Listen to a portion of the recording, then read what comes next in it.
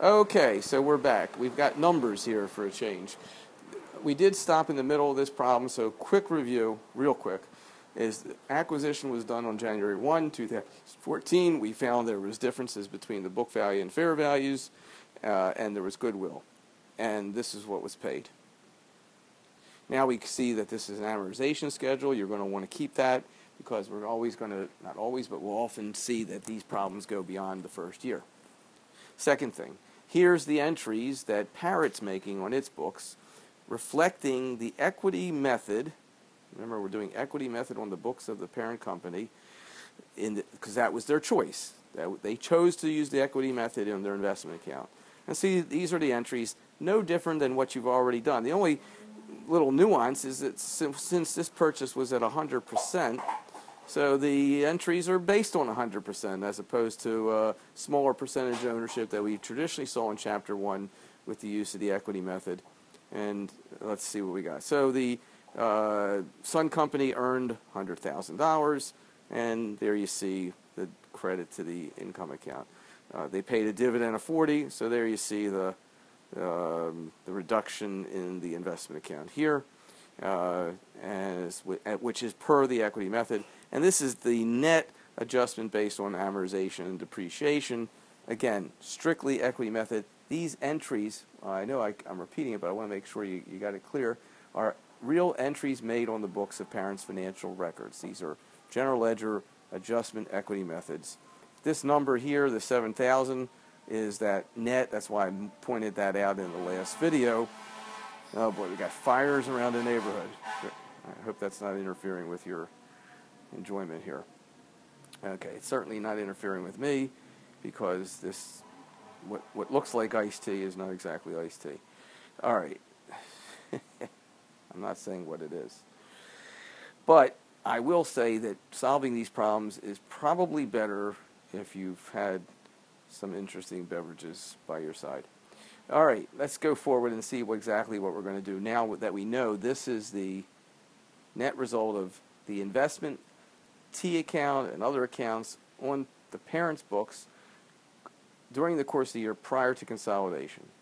That's what we have. So they do all this stuff here. And by the way, before I got on doing this recording, my woozy mind, which is not woozy due to anything I'm drinking, don't get anything wrong, came up with an idea that maybe the better way to do the acronym here is to do like this. Because watch, it actually is an English word, aside. Isn't that cool? I thought that was really good.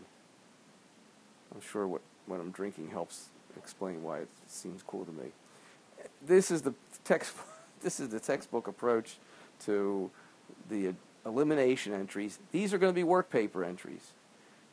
These are not entries made on any book, so don't start making them on parent or subsidiary. This is for consolidation purposes only. And let's, rather than look at the language here, let's just go see what they are, see what the heck they are, and go from there.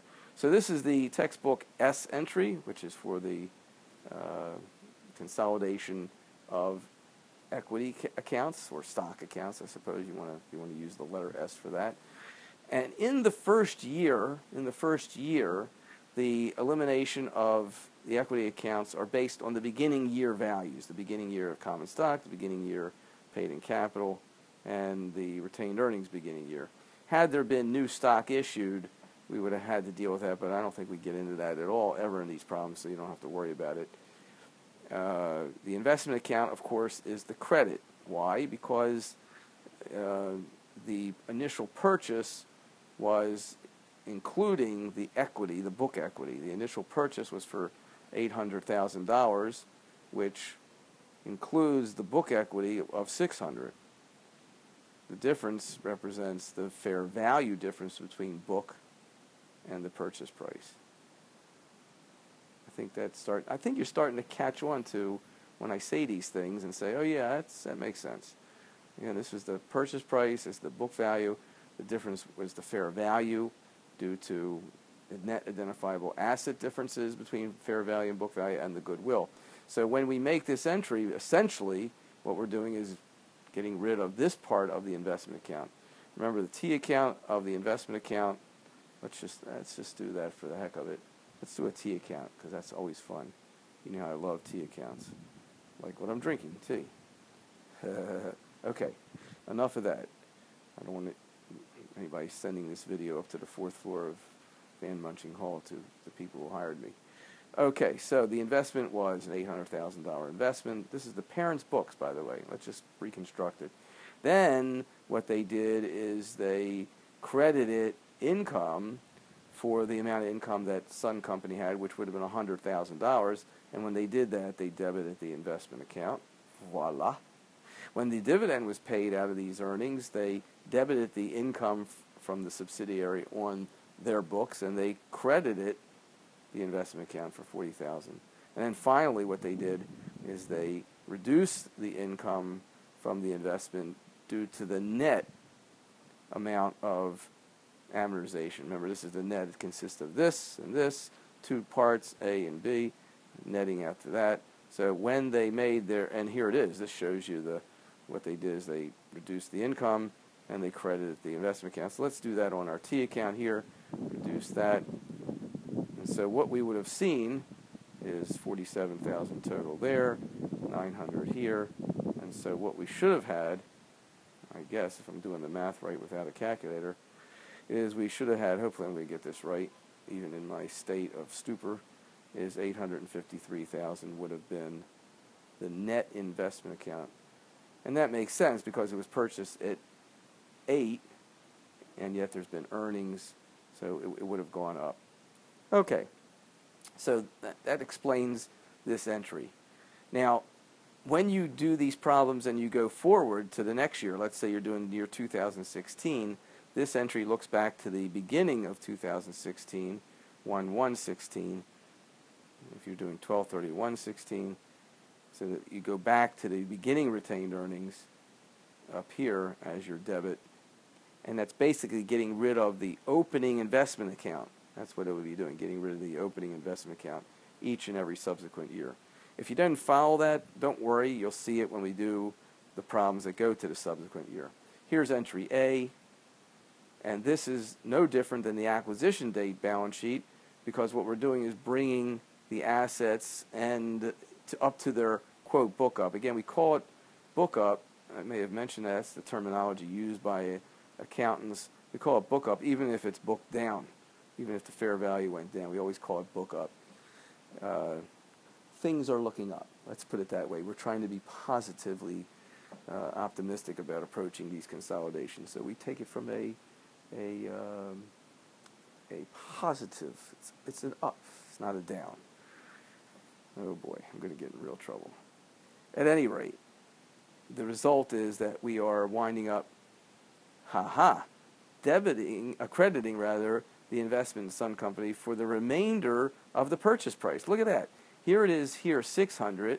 See that? That's the 600, the book value, and this represents the credit to the investment account for the purchase price at the time of acquisition. So following along then, what you've now done is you've now credited, if the investment account was 853,